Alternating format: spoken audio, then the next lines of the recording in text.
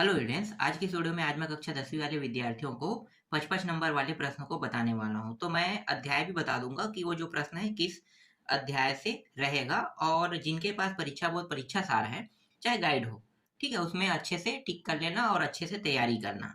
तो चलो मैं सारे प्रश्नों को बता देता हूँ। तो सबसे पहले हम लोग अध्याय 3 को देखेंगे, कृषि। देखो, अध्याय का नाम जो है वो अलग अलग हो सकता है, इसलिए आप लोगों को अध्याय का नाम मैं बताते जा रहा हूँ। अध्याय के नाम से आप लोग इन प्रश्नों को उस अध्याय में जाकर ढूंढ लेना।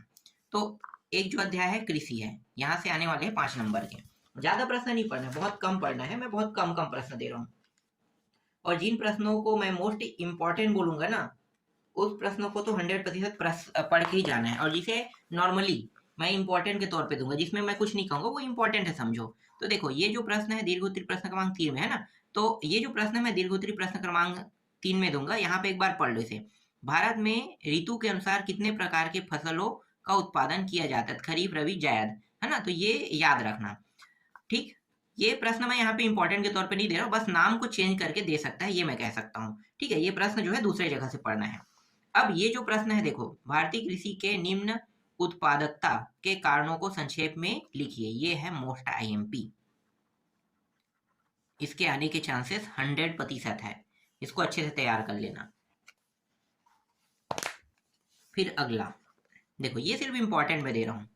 तो मोटे अनाज के उत्पादन में कमी होने के क्या कारण है? सिर्फ इंपॉर्टेंट में है, ठीक है। तो इंपॉर्टेंट में मैं जिसे रख रहा हूँ उसको आपको भी नहीं छोड़ना है, पढ़ना है। पर चांस कम होता है, इसका आने का चांस 50-50 है, इसलिए इसमें थोड़ा रिस्क लिया जा सकता है। इसलिए इसकी तैयारी सबसे लास्ट में करना। जो मोस्ट इंपॉर्टेंट कह रहा हूँ उसकी तैयारी सबसे पहले करना।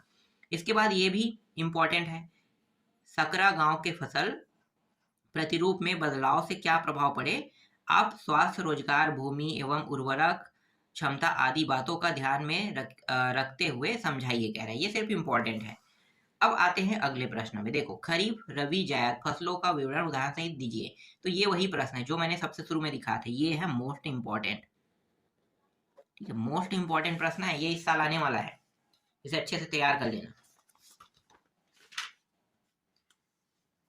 इसके बाद ये प्रश्न भी मोस्ट इंपॉर्टेंट में है, फसलों के उत्पादन में वृद्धि के कुछ आधारभूत कारण क्या है? और एक है, ये भी मोस्ट इंपॉर्टेंट है,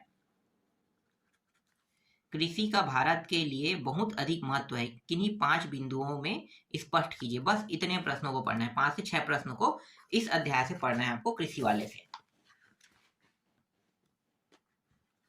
उसके बाद आते हैं अध्याय 8 पे आते हैं। अध्याय 8, यहाँ से बहुत कम चांस है कि प्रश्न कोई देखने को मिले, बहुत कम चांस, नहीं के बतौर है ना। फिर भी मैं एक दो प्रश्न दिखा दूंगा जो इंपॉर्टेंट है।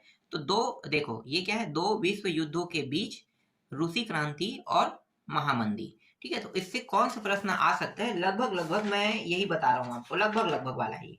100% यहाँ से प्रश्न आपको देखने को नहीं मिलेगा। 100% मतलब 50-50 वाला है ये। तो एक तो ये प्रश्न है जो 5 नंबर का है, और ये मोस्ट आईएमपी है। मैं हालांकि इस अध्याय को स्किप करने वाला था, यहाँ से प्रश्न जब आएगा नहीं तो स्किप करना ज्यादा बेटर था, लेकिन एक दो प्रश्न ऐसा है जिसके चांसेस है, तो इसलिए ये मोस्ट आईएमपी में मैं ये दे रहा हूँ। आर्थिक मंदी के दौर में वस्तुओं की कीमत क्यों घटी, इसका उद्योगों पर क्या प्रभाव पड़ा? एक हो गया। दूसरा है, मतलब ये तीसरा वाला जो प्रश्न है ये भी 5 नंबर के, ये भी मोस्ट आईएमपी है, ठीक है। मोस्ट आईएमपी बस को दे रहे हो इस अध्याय से। रूस में 1861 से 1940 के बीच किसानों की स्थिति में क्या क्या परिवर्तन आए? ये हो गया। इसके बाद मोस्ट इंपॉर्टेंट में ये वाला प्रश्न है, 1917 में 17 की क्रांति के बाद रूस विश्व युद्ध से क्यों अलग हो गया? ये हो गया एक मोस्ट इंपॉर्टेंट प्रश्न। और एक ये है मोस्ट इंपॉर्टेंट, रूस पर रूसी सोवियत क्रांति के किन्हीं 5 प्रभावों की समीक्षा कीजिए। तो ये भी क्या है, ये भी मोस्ट इंपॉर्टेंट है। बस 4 ही प्रश्न दे रहा हूँ इसमें। इसके अलावा मुझे नहीं लगता है कि इन चारों के अलावा अगर आ सकते हैं तो इन चारों में से कोई एक आएगा, नहीं आएगा तो इस अध्याय से कोई प्रश्न ही नहीं बन रहा है। इसलिए इस अध्याय में ज्यादा प्रश्न देखने की जरूरत नहीं है, फोकस भी नहीं करना है आप लोगों को। और कुछ क्या है क्या? नहीं, बस इतना ही, 4 ही रखो।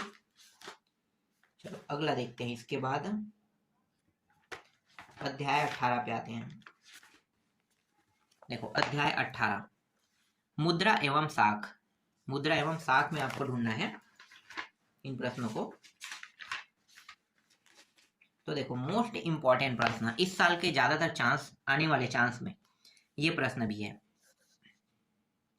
मोस्ट आईएमपी, ठीक है, मोस्ट इंपॉर्टेंट प्रश्न है। बैंक के कार्य और भारतीय रिजर्व बैंक के कार्य दोनों को मिला के देगा, याद रखना दोनों एक साथ आएगा ना, तो मोस्ट आईएमपी प्रश्न है, दोनों एक साथ ऐड हो जाएगा। तो मोस्ट इंपॉर्टेंट प्रश्न में आपको इसको देखना है।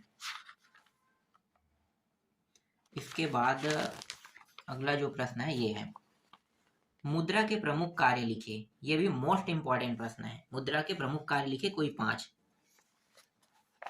ये सिर्फ इंपॉर्टेंट है। स्व सहायता समूह गिरवी रखने की शर्त को कैसे संभाल पाते हैं, चर्चा करें, ये सिर्फ इंपॉर्टेंट है। अगला है, ये भी मोस्ट इंपॉर्टेंट में, ये भी मोस्ट इंपॉर्टेंट है। देखो, ऋण की सुविधा एक ओर हमारी आय बढ़ाने में सहायक होती है, वहीं दूसरी ओर कर्ज के जाल में फंसा देती। कैसे, आसपास के उदाहरण से समझाइए कह रहा है, मतलब हमें समझाना है आसपास के उदाहरण को देखकर। ये हो गया, ये प्रश्न 2024 में आ चुका है, ऋण के लिए शर्तें, है ना, तो इसे इंपॉर्टेंट बस में रखो। हाँ, ऐसा नहीं कि इसके ये जो प्रश्न है इसके दोबारा आने के चांसेस नहीं, ऐसा नहीं कह सकते, ये दोबारा आ सकता है। ये प्रश्न बहुत ज्यादा महत्वपूर्ण, बहुत ज्यादा, ये दोबारा आ सकता है, पर मैं इसे मोस्ट इंपॉर्टेंट में नहीं रखूंगा। इसके भी चांसेस मान लो 50-50 क्यों, क्योंकि 2024 के प्रश्न पत्र में आ चुका है, तो नहीं के बतौर रहेगा इसका। फिर ये प्रश्न भी देखो, ये भी आ चुका है, यदि भारतीय रिजर्व बैंक वाणिज्य बैंकों पर नियंत्रण नहीं रखे तो मुद्रा एवं साख व्यवस्था पर क्या प्रभाव पड़ेगा, ये भी आ चुका है ना, तो इनके भी चांसेस कम हो गया। व्यक्तिगत खर्च एवं व्यापार के लिए साख की आवश्यकता पड़ती है, कोई 3 उदाहरण देकर समझाइए, ये प्रश्न हो गया एक इंपॉर्टेंट में। ये हो गया, साख से क्या आशा है, भारतीय रिजर्व बैंक की भूमिका को समझाइए, ये मोस्ट इंपॉर्टेंट है।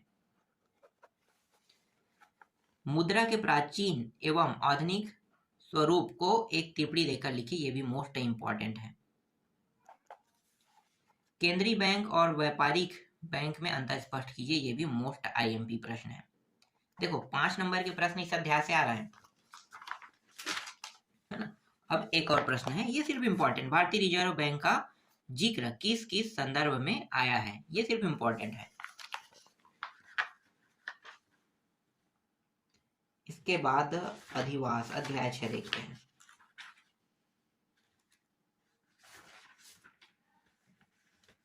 अध्याय 6 कहाँ है भाई, ये रहा, देखो मानव अधिवास, ठीक है। इस अध्याय में आपको प्रश्न देखने को मिलेगा, तो कौन कौन सा प्रश्न यहाँ पे इंपॉर्टेंट है, मोस्ट इंपॉर्टेंट है, वो देख लेते हैं। एक तो ये प्रश्न है जो मोस्ट इंपॉर्टेंट में से एक है, नगरीकरण से कौन कौन सी समस्या उत्पन्न हो रही है, उदाहरण देकर समझाइए। दूसरा है ये, ग्रामीण अधिवास और नगरीय अधिवास की तुलना कीजिए, ये भी मोस्ट इंपॉर्टेंट है। ये प्रश्न जो है सिर्फ इंपॉर्टेंट, नगर की विकास अवस्थाओं का वर्णन कीजिए, इसे आप छोड़ भी सकते हो, ये इतना इंपॉर्टेंट नहीं है। ग्रामीण अधिवास के प्रतिरूपों का वर्णन कीजिए, ये भी मोस्ट इंपॉर्टेंट है। भारतीय गांवों की प्रमुख विशेषताएं लिखिए, ये भी मोस्ट इंपॉर्टेंट है।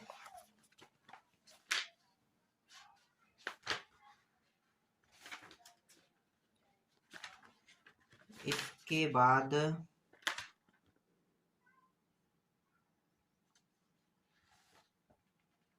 बाद वैश्वीकरण, ठीक है।